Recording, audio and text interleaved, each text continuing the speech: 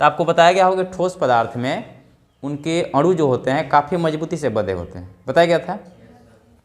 ऐसा क्यों होता है? क्योंकि उनके बीच का अंतरा अणु का आकर्षण बल काफ़ी मजबूत होता है।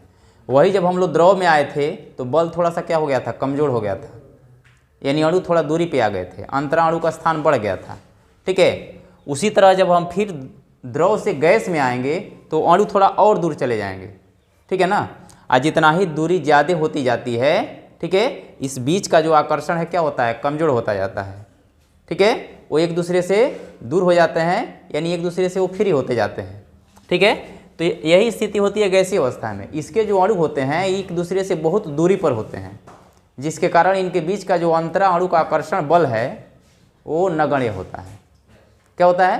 नगण्य, यानी नहीं के बराबर, यानी कोई अणु एक दूसरे को खींचता नहीं है, आकर्षित नहीं करता है। उनके बीच का जो आकर्षण है वो क्या हो गया, जीरो हो गया। तो अणु क्या हो जाएंगे, फ्री हो जाएंगे, जहाँ मन करेगा वहाँ घूमेंगे। ठीक है, इनके बीच का जो अंतरा अणु का स्थान है वो क्या हो जाता है, काफ़ी ज़्यादा हो जाता है। क्लियर है? यानी गैस के जो अणु होते हैं उनके अणुओं के बीच में जो अंतरा अणु का स्थान है, इसे मान लीजिए जो गैस का अणु है, इसको गैस का एक अणु मान लीजिए।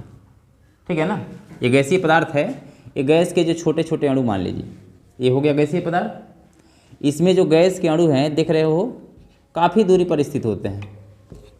ठीक है ना, ये सब गैस के जो अणु हैं क्या है, काफ़ी दूरी पर स्थित हैं। इसमें बीच में देख रहे हैं खाली स्थान काफ़ी ज़्यादा है। ये जो अंतरा अणु का स्थान दिख रहा है ये क्या है, काफ़ी ज़्यादा है, अंतरा अणु स्थान काफ़ी ज़्यादा है। अब देखिए मान लीजिए एक अणु यहाँ है और एक अणु यहाँ है, तो इनके बीच जो आकर्षण बल लगेगा ये इसको खींचेगा, ये इसको खींचेगा। ठीक है ना, तो जब दूर चले जाते हैं अणु तो उनके बीच में जो अंतरा अणु का आकर्षण बल लगता है वो क्या हो जाता है, काफ़ी कमज़ोर हो जाता है। अंतरा अणु आकर्षण बल, आकर्षण बल ये क्या होता है, नगण्य होता है। नगण्य मतलब नहीं के बराबर। ये जो है काफ़ी अधिक होता है, काफ़ी अधिक होता है। ठीक है, ये क्या है, गैस है, ये जो गैस है, ठीक है ना, गैसीय पदार्थ है। इनके जो अणु होते हैं काफ़ी दूरी पर स्थित होते हैं, जिनके कारण इनके बीच का जो अंतरा अणु का आकर्षण बल है वो क्या हो जाता है, नगण्य हो जाता है, और उनके बीच में काफ़ी खाली जगह हो जाता है। तो ये जो गैस होता है इनके अणु जो है काफ़ी दूरी पर होते हैं। ठीक है, और इनके बीच का जो अंतरा अणु का स्थान होगा क्या, ज़्यादा हो जाएगा, और इनके बीच का जो आकर्षण बल होता है वो काफ़ी कमज़ोर होता है, यानी नगण्य होता है। क्लियर हो गया? यहाँ तो कोई दिक्कत? अब देखना यह है कि इनके सामान्य गुण क्या क्या हैं। ठीक है ना, अब इसके बाद हम बारी बारी से देखेंगे कि गैस पदार्थों के सामान्य गुण क्या क्या हो। आकृति और आयतन, आकृति तथा आयतन गैसों के सामान्य गुण। ठीक है ना, इसमें देखते हैं कि कौन कौन से सामान्य गुण पाए जाते हैं। ठीक है, तो इसमें हमने पहला लिया आकृति और आयतन। जैसा कि आपको पहले ही बताया गया होगा ठोस में और द्रव में, ठोस में आकृति और आयतन दोनों निश्चित होता है। ठोस में आकृति और आयतन दोनों निश्चित होता है, क्यों होता है ये भी बताया गया है। ठीक है, द्रव में आकृति अनिश्चित होता है, यानी जौना बर्तन में रखते हैं उसी बर्तन का आकार वो ले लेता है। लेकिन आयतन क्या होता है, फिक्स होता है, जैसे 1 लीटर है तो 1 ही लीटर रहेगा, वो 2 लीटर थोड़े हो जाएगा। अब देखना यह है कि गैस में क्या होता है। ठीक है, तो गैस में दोनों अनिश्चित हो जाता है, गैस में दोनों अनिश्चित हो जाता है, यानी आकृति भी अनिश्चित हो जाती है और आयतन भी अनिश्चित हो जाता है। ठीक है ना, इसलिए कि इसके अणु जो है फ्री होते हैं, वो चैन से रहते नहीं हैं, छोड़िएगा ना तो भगने लगते हैं। ठीक है ना, जैसे धुआं है, धुआं देखे हो ना, धुआं को एक बोतल में रख दो तो बोतल के जैसा दिखेगा। ठीक है, बोतल में रख दो तो बोतल के जैसा दिखेगा। ठीक है ना, और उसी धुआं को पूरा बड़े से ड्राम में रख दो, ठीक है ना, तो धुआं पूरे ड्राम में फैल जाएगा, वो ड्राम के जैसा दिखने लगेगा। अब बोतल में थोड़ा सा था और ड्राम में रखिएगा तो बढ़ जाएगा, मतलब उसका आकृति भी चेंज हो गया और आयतन भी चेंज हो गया। पहले बोतल के जैसा दिख रहा था, अब ड्रम के जैसा दिखेगा पूरा लंबा। हाँ, अब पहले छोटा सा आयतन में था और पूरा बड़ा आयतन में हो जाएगा। ठीक है ना, उस बोतल का ढक्कन ला कर यदि किसी रूम में खोल दिया जाए तो धुआं क्या होगा, पूरा रूम में फैलेगा कि नहीं फैलेगा? फैलता है। वो धुआं पूरे रूम में फैल गया, मतलब उसका आकार रूम के जैसा न हो गया और आयतन पूरा रूम के हो गया बराबर। क्लियर है? तो गैस जो होते हैं वो जिस बर्तन में रखते हैं उसका आकार ले लेते हैं, ठीक है ना, और उसका आयतन भी ले लेते हैं। बोतल में रखे तो बोतल का आकार और बोतल का आयतन, ड्राम में रखे तो ड्राम का आकार और ड्राम का आयतन, यानी इसका दोनों बदल गया, आकृति भी बदल गया और आयतन भी बदल गया। ऐसा क्यों हुआ? इसलिए कि इनके अणुओं के बीच अंतराणु का आकर्षण बल नगण्य होता है। इनके अणु जो है फ्री होते हैं, स्वतंत्र होते हैं, इसलिए जिस बर्तन में रखते हैं उसका आकार धारण कर लेते हैं। क्लियर हो गया? आकार और आयतन दोनों उसका ले लेते हैं। क्लियर हो गया? चलिए नोट कर लीजिए। यानी गैसों का आकृति और आयतन दोनों अनिश्चित होता है। क्यों होता है? इसलिए कि उनके अणु के बीच में जो अंतराणु का आकर्षण बल है वो क्या है? नगण्य है। इसलिए अणु जो है एक दूसरे से फ्री रहते हैं, ठीक है, वो एक दूसरे से दूर चले जाते हैं। इसलिए जिस बर्तन में रखते हैं उसी का वो आकृति और आयतन दोनों धारण कर लेते हैं। छोटा बर्तन में रखिएगा तो छोटा हो जाएंगे, अब बड़ा बर्तन में रखिएगा तो पसर के बड़ा हो जाएंगे। इसलिए आकृति बदल गया और आयतन भी बदल गया। क्लियर है यहाँ तक? नोट कीजिए। देखिए आपको बताया गया होगा कि ठोस पदार्थों का घनत्व जो है उच्च होता है, द्रव पदार्थों का घनत्व ठोस की अपेक्षा थोड़ा सा कम होता है, निम्न होता है, ठीक है। और जो गैस होते हैं इनका घनत्व जो है एकदम कम होता है, ठीक है। और आपको ये भी मालूम है कि घनत्व कम क्यों होता जाता है? घनत्व कम होता है कब? जब उनके अणुओं के बीच अंतराणु का स्थान बढ़ता है तब। अणुओं के बीच अंतराणु का स्थान बढ़ता है तब। घनत्व कम होने का मतलब हो गया हल्का होना, और घनत्व ज़्यादा होने का मतलब क्या हो गया? भारी होना। क्लियर है? जैसे आपको मालूम है कि जैसे खाली डिब्बा हो, ठीक है ना, डिब्बा खाली हो तो उसका वजन क्या होगा? कम होगा। और उस डिब्बा में कुछ भर दिया जाए पूरा तो क्या हो जाएगा? भारी हो जाएगा, ठीक है। यानी कहने का मतलब यह है कि जब डिब्बा खाली था तो उसका घनत्व कम था, और जब डिब्बा को भर दिया गया तो घनत्व क्या हो गया? बढ़ गया। इसका मतलब यदि अंदर खाली स्थान हो तो उसका घनत्व क्या होगा? कम होगा, और अंदर खाली स्थान न हो तो घनत्व क्या होगा? ज़्यादा होगा। और आप जानते हैं कि जितने भी गैस होते हैं इनके अणुओं के बीच में खाली स्थान काफ़ी ज़्यादा होता है, इसलिए इनका घनत्व क्या होगा? कम होगा। क्लियर है? गैस के अणुओं के बीच में अंतराणु का स्थान अधिक होने के कारण इनका घनत्व क्या होता है? काफ़ी निम्न होता है। यानी गैस काफ़ी हल्के होते हैं कि नहीं होते हैं? कोई भी गैस हो वो काफ़ी हल्का होता है। क्यों हल्का होता है? इसलिए कि उसके बीच में खाली जगह ज़्यादा है, अंतराणु का स्थान क्या है? ज़्यादा है, ठीक है। लिख लीजिए, गैसों के घनत्व काफ़ी निम्न होते हैं। निम्न होते हैं क्योंकि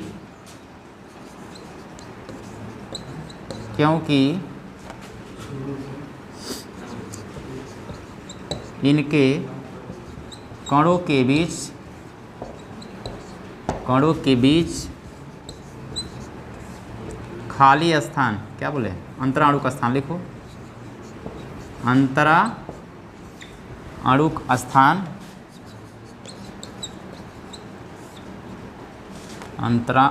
स्थान काफ़ी अधिक होता है, काफ़ी अधिक होता है। समझ में आ गया?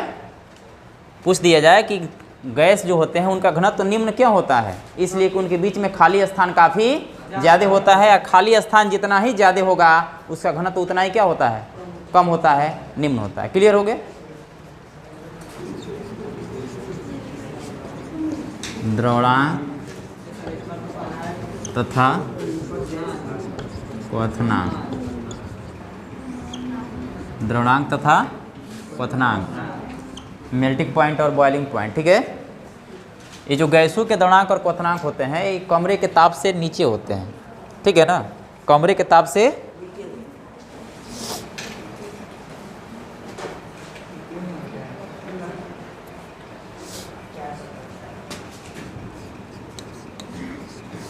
गैसों के द्रवणांक तथा क्वथनांक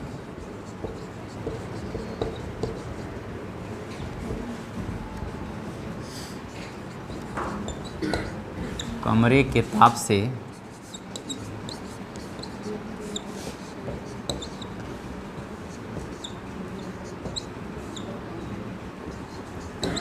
नीचे होते हैं, कमरे के ताप से नीचे होते हैं। ठीक है, देखिए आपको बताया गया होगा द्रवणांक और क्वथनांक इस बात पे निर्भर करता है कि उनके बीच का अंतराणु का आकर्षण बल कितना मजबूत है।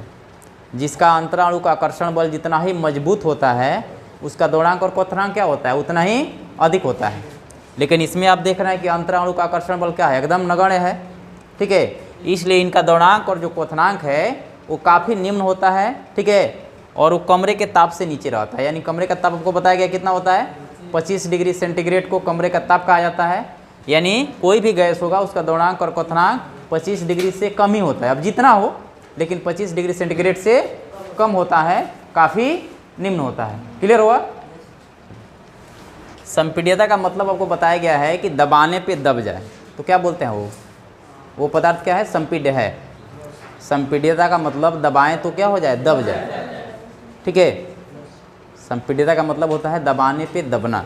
ठीक है, तो अब देखना है कि गैस को दबाएंगे तो दबेगा कि नहीं दबेगा। ठीक है ना, जैसे मान लीजिए ये चीज़ आप देख रहे हैं, क्या है, ये ठोस है, इसको हम दबा रहे हैं, दब रहा है।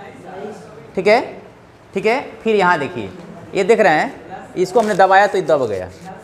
दब गया, क्यों दबा, सोचिए, इसके अंदर खाली जगह था इसलिए दब गया। इसके अंदर खाली जगह था इसलिए दब गया, यानी संपीड़ित हो गया। इसलिए संपीड़ित हुआ कि इसके अंदर खाली जगह था इसलिए ज़्यादा संपीड़ित हुआ।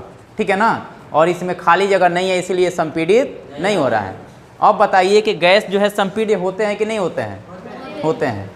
क्लियर है, इसलिए कि इनके बीच में जो है अंतरा अणु का स्थान काफ़ी अधिक होता है। जैसा कि यहाँ देख रहे हैं, इसको दबाएंगे तो सारे अणु क्या हो जाएंगे, पास में आ जाएंगे, और ये जो गैस है क्या हो जाएगा, संपीड़ित हो जाएगा। यानी गैस जो है ज़्यादा संपीड़ित होते हैं, ज़्यादा संपीड़ित होते हैं इसलिए कि इनके कणों के बीच जो अंतरा अणु का स्थान है वो काफ़ी अधिक होता है। क्लियर हुआ? चलिए अब देखना है कि गैस जो होते हैं उस पर ऊष्मा और ठंड का क्या प्रभाव पड़ता है। ठीक है ना, तो आपको मालूम है कि जब किसी भी चीज़ को जब ऊष्मा दिया जाता है तो उसकी ऊर्जा क्या होती है, बढ़ती है। तो इसमें भी जब गैसों को ऊर्जा दिया जाता है तो उनके जो अणु होते हैं उनकी ऊर्जा बढ़ती है, और जब उनके अणुओं की ऊर्जा बढ़ती है तो वो एक दूसरे से क्या होते हैं, दूर भागते हैं। ठीक है ना, जिसके चलते उसका आयतन क्या हो जाता है, बढ़ जाता है, यानी इसमें फैलाव होता है, प्रसार होता है। ठीक है, यानी जब गैसों को गर्म किया जाता है तो उसमें प्रसार ज़्यादा होता है। ठीक है, और जब ठंडा किया जाएगा तो जो उसमें अणु हैं उनकी ऊर्जा जो है घटती है, और जब ऊर्जा घटती है तो क्या होते हैं, पास में आते हैं। ठीक है, और पास में आने का भी चांस यहाँ ज़्यादा है क्योंकि अंदर खाली जगह ज़्यादा है। ठीक है, तो इसलिए गैसों में जो है ऊष्मा और ठंड का काफ़ी अधिक प्रभाव पड़ता है, यानी प्रसार और संकुचन इसमें ज़्यादा होता है। ठीक है, इसलिए कि इनके अणुओं के बीच में अंतराणु का आकर्षण बल क्या है, नगण्य है, जिसके चलते जब हम इसको गर्म करते हैं तो अणुओं की गतिज ऊर्जा क्या होती है, बढ़ती है, तो एक दूसरे से काफ़ी दूर चले जाते हैं, यानी उसमें प्रसार ज़्यादा हो गया। और जब उसको ठंडा करते हैं तो अंदर खाली जगह क्या है, ज़्यादा है, इसलिए वो अणु एक दूसरे से काफ़ी पास आ जाते हैं, यानी उसमें संकुचन भी ज़्यादा होता है। क्लियर हो गया? लिखिए, गैसों में ऊष्मा एवं ठंड का काफ़ी प्रभाव पड़ता है,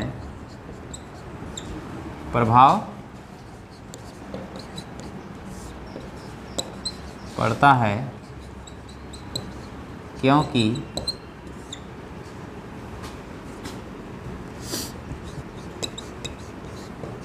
गैस के अणु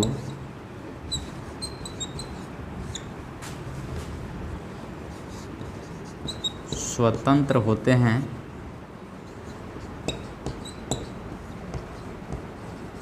होते हैं, जो ऊष्मा पाकर ऊष्मा पाकर एक दूसरे से दूर चले जाते हैं, एक दूसरे से दूर चले जाते हैं, हो गया, जिससे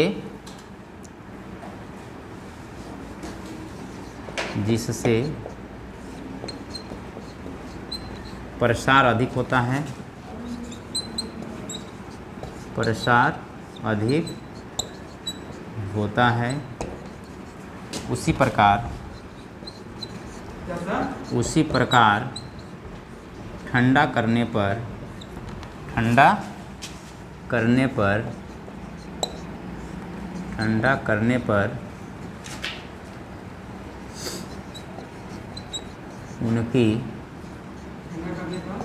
उनकी गतिज ऊर्जा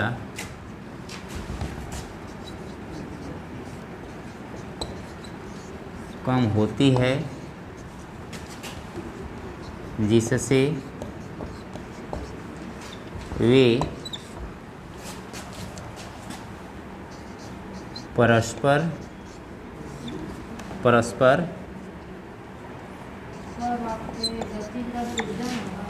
छूट गया का गतिज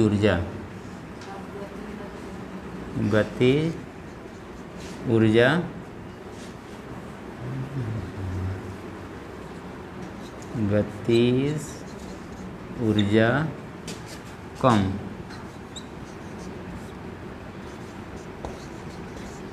होती है। हो गया, गतिज ऊर्जा कम होती है जिससे वे परस्पर पास आते हैं, हो गया। अतः संकुचन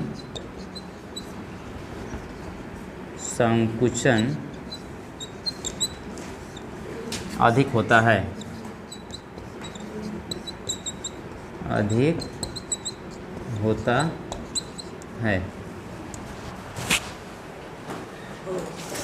हाँ। देखिए, विसरण का मतलब क्या होता है, आपको बताया गया पहले ठोस में और द्रव में कि विसरण का मतलब होता है एक दूसरे में मिल जाना। विसरण का मतलब एक दूसरे में मिश्रित हो जाना, उसको हम क्या बोलते हैं, विसरण का गुण बोलते हैं। जैसे बताया गया होगा कि ठोस पदार्थों में विसरण का गुण नहीं पाया जाता है, द्रव पदार्थों में होता है, ठोस की अपेक्षा काफ़ी ज़्यादा होता है। यानी जैसे दूध और पानी एक दूसरे में मिल जाता है, बताया गया था, दूध और पानी एक दूसरे में मिल जाता है, ठीक है, इसलिए कि उनके अणु जो हैं एक दूसरे में घुल मिल जाते हैं, प्रवेश कर जाते हैं। एक गुण जो है गैसों में सबसे अधिक पाया जाता है, ठीक है ना। क्यों पाया जाता है, क्योंकि उनके बीच में खाली जगह ज़्यादा है, अणुओं के बीच में क्या है, खाली जगह ज़्यादा है, इसलिए अणु जो है एक दूसरे में क्या हो गया, आसानी से घुल मिल जाएंगे। जैसे एक गैस का अणु ये हो गया और दूसरा गैस का अणु मान लीजिए कि ये हो गया, ठीक है।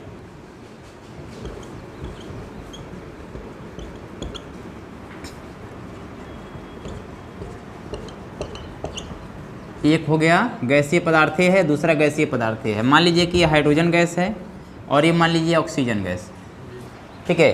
ये इसके अणु हैं, सब अणु हैं, ठीक है। जब इसको एक पास लाइएगा तो इसके अणु इसके खाली स्थानों में आसानी से प्रवेश कर जाएंगे और इसके अणु भी इसके खाली स्थानों में आसानी से प्रवेश कर जाएंगे, क्योंकि रोक टोक नहीं है, खाली जगह है, ठीक है ना। खाली जगह है तो आराम से घुस जाएगा, क्या रोकना है, हाँ, कौन रोकेगा उसको, वो तो खाली है, ठीक है ना। तो खाली जगहों में, ठीक है ना, खूब आराम से घुल मिल जाते हैं, प्रवेश कर जाते हैं। यानी गैस पदार्थों में विसरण का गुण काफ़ी अधिक पाया जाता है। क्लियर। ऐसा इसलिए होता है कि इनके बीच में अंतराणु का स्थान काफ़ी ज़्यादा है, इसलिए इसमें घुलने मिलने का चांस बहुत ज़्यादा बनता है। क्लियर है। आप लोग देखे होंगे कि जो इत्र होता है, इत्र सेंट, ठीक है, एक आदमी यदि कोई सेंट मार के आ जाए तो रूम में पूरा गमकने लगता है। क्यों, वो तो अपने देह में लगाया सेंट, आपके नाक तक कैसे पहुंच गया, ठीक है। इसलिए कि इस जो गैस, ठीक है ना, वहाँ से जो गैस है उसके अणु जो है क्या होते हैं, स्वतंत्र होते हैं, ठीक है।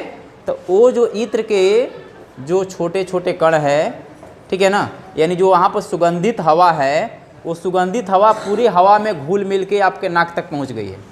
वो विसरण क्रिया के द्वारा, ठीक है ना, वो सुगंधित हवा जो है विसरण क्रिया के द्वारा पूरे हवा में मिश्रित होते हुए पूरे रूम में क्या हो रही है, फैल रही है, ठीक है ना।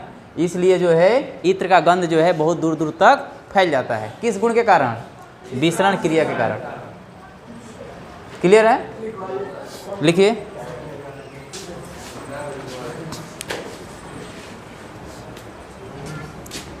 गैसों में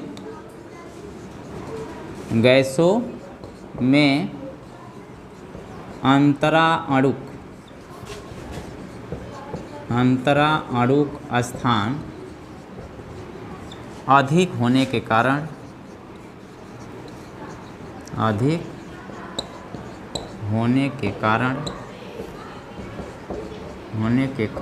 इसमें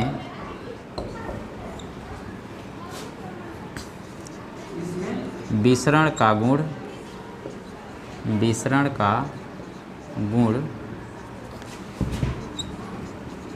काफ़ी अधिक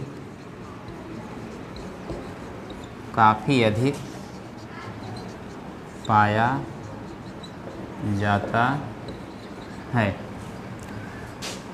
क्योंकि अणु एक दूसरे में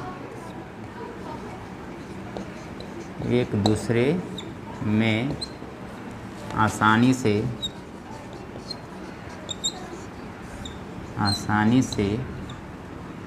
मिश्रित हो जाते हैं।